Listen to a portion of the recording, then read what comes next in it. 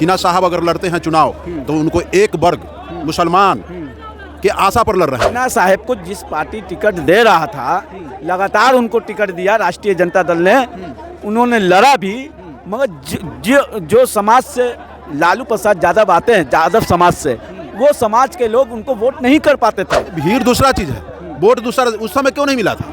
लालू यादव जब टिकट इनको दिया था तो सब समाज कहाँ सोया हुआ था क्या? सब समाज वोट बूथ पर नहीं गया था वोट डालने? उस समय क्यों हार गए? तो ऐसे हालात में हिना साहब ने लगातार टिकट लिया।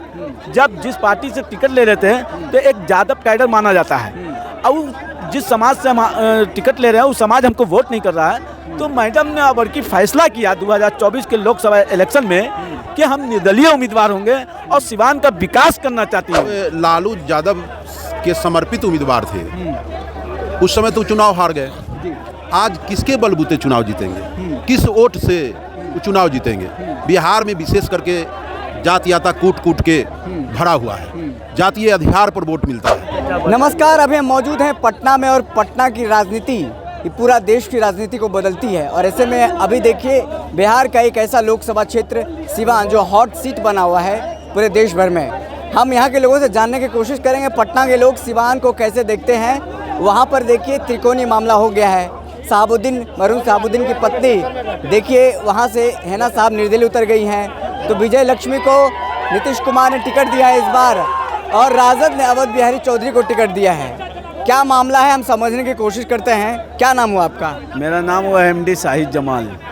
जमाल जी, सिवान की राजनीति को कैसे समझते हैं यहाँ से पटना से, और कैसे देखते हैं त्रिकोणीय मामला हो गया है, क्या होगा सिवान में इस बार? ये पूरा सिवान हिना मैं हो चुका है। आप सोशल मीडिया के जरिए देख सकते हैं वहाँ 3 कैंडिडेट हैं। एक इंडिया गठबंधन के कैंडिडेट है अवध बिहारी चौधरी, एक NDA गठबंधन की कैंडिडेट हैं, समझ गए, विजय लक्ष्मी जी।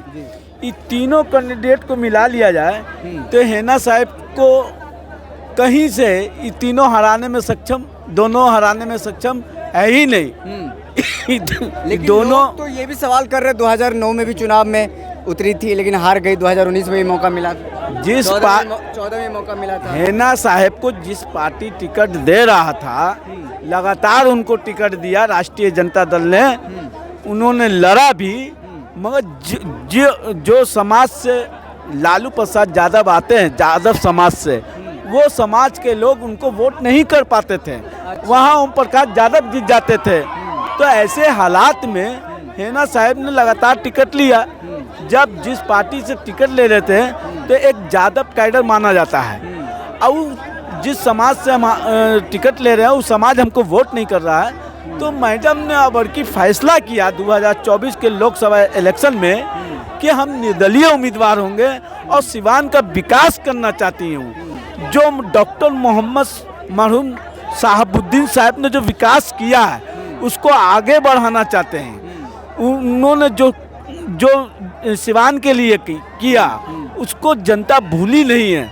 आज देखिए सोशल मीडिया में कि पूरा जनता सिवान, मैं सिवान हिना साहब, पूरा टेम्पू चुनाव चिन्ह उनका, वो लोग टेम्पू लेकर सब अपने अपने खर्च से पूरी सिवान की जनता चुनाव प्रचार में धन, बल, ताकत, मेहनत, तमाम लोग लगे हुए हिना साहब के लिए। हिना नहीं है, आंधी है, दूसरा इस देश की इंदिरा गांधी है। हाँ, कैसे देख रहे हैं सिवान की राजनीति को? क्या लग रहा है जिस तरीके से भैया जो बोले उस बात से हम तनको सहमत नहीं है। जब लालू यादव के समर्पित उम्मीदवार थे उस समय तो चुनाव हार गए। आज किसके बलबूते चुनाव जीतेंगे? किस वोट से चुनाव जीतेंगे? बिहार में विशेष करके जातीयता कूट कूट के भरा हुआ है, जातीय अधिकार पर वोट मिलता है। हिना साहब अगर लड़ते हैं चुनाव तो उनको एक वर्ग मुसलमान के आशा पर लड़ रहे हैं, और वो भी मुसलमान जो RJD के भक्त होगा वो उनको वोट नहीं देगा। अच्छा, वहाँ सब वोट चल जाएगा RJD के समर्पित उम्मीदवार जो है इंडिया हिना साहब कह रहे हैं कि उनको सब समाज का वोट मिलेगा, सब जगह घूम रही हैं, जिस तरीके से नामांकन में भीड़ देखने को मिला था। नहीं, भीड़ दूसरा चीज है, वोट दूसरा। उस समय क्यों नहीं मिला था? लालू यादव जब टिकट इनको दिया था तो सब समाज कहाँ सोया हुआ था क्या? सब समाज वोट बूथ पर नहीं गया था वोट डालने? उस समय क्यों हार गए? हिना साहब को वहाँ जाने, देखिए सबसे पहले तो मुसलमान को आपको बता देना चाहते हैं कि उत्तर प्रदेश और बिहार में जो अच्छे मुसलमान है वो चुनाव नहीं लड़ना चाहता है बीजेपी के डर से। बीजेपी के डर से मुसलमान लड़ना ही नहीं चाहा। उत्तर प्रदेश बगल में है, उत्तर प्रदेश है, वहाँ मुसलमान एको कैंडिडेट नहीं हुआ, चुनाव लड़ना ही नहीं चाहा। टिकट हाँ नहीं, टिकट नहीं दिया है। नहीं दिया, अन्य पार्टी तो दिया ही। अच्छा, वहाँ सपा है, कांग्रेस है, देने का कोशिश किया, टिकट ही नहीं लिया, डर से नहीं लिया कि कहीं मरवा देंगे या कहीं जेल में हमको भेज देंगे। हिना साहब को चुनाव अगर लड़ना ही था तो इंडिया अलायंस से लड़ना चाहिए। राजद के पक्का आदमी थे, उनके पति राजद के भक्त थे, और हम सुना है कि शहाबुद्दीन को स्वीट पॉइजन, माने उनके परिवार के लोग बोले थे कि बीजेपी वाला देने का काम किया, उसके कारण उनको हॉस्पिटल में मृत्यु भी हुआ। अच्छा, उनको लड़ना नहीं चाहिए, उनको तन मन धन से वहाँ इंडिया अलायंस का जो उम्मीदवार है उनको मदद करके चुनाव जिता देना चाहिए था। लेकिन अगर इन लोगों का वोट अगर बढ़ता है, जो महागठबंधन का वोट अगर बढ़ता है, हिना साहब भी काटने में सक्षम अगर हो जाते हैं तो वहाँ दोनों उम्मीदवार इनका हार जाएगा। याद रखिएगा इस बात को। और निकलेगा कौन? निकलेगा जो दोनों वोट अगर नुकसान होता तो जीतेगा कौन? जो बचा एक वही ना जीतेगा। विजय लक्ष्मी। हाँ जी, अगर कहीं वोट नहीं बटा तो अवध बिहारी चौधरी लोकसभा में पहुंच जाएंगे। हाँ, एक गारंटी दे देते हैं गार्जियन को कि 4 जून भी ज्यादा दिन नहीं है, समझ गया?